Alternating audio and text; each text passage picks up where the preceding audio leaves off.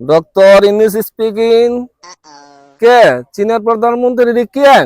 কিয়াং ভাই, কি আমাদের দেশে বিদ্যুৎ দিবেন, হাসপাতালে করবেন? শুক্রিয়া ভাই।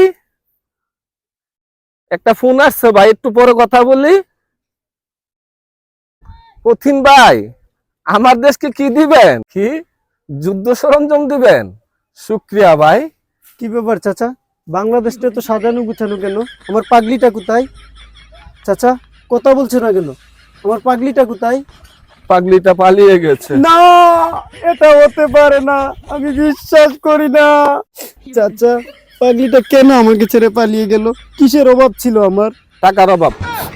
প্রেম ভালোবাসা তো টাকা পয়সা দেখে হয়নি চাচা। বিয়ে হয় এখন আমি পাগলিটাকে কোথায় গিয়ে খুঁজবো? কোথায় আছে আমার পাগলিটা? পাশের দেশে।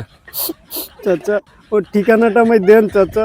আমি চাই না তুমি ওর নতুন সংসারে কোনো অশান্তি সৃষ্টি করো। আমি কোনো অশান্তি সৃষ্টি করব না চাচা, আমি পাগলিটাকে শেষবারের মতো একটু দেখতে চাই চাচা। দেখতে হলে গুগলে অনেক ছবি আছে, গুগলে গিয়ে দেখো।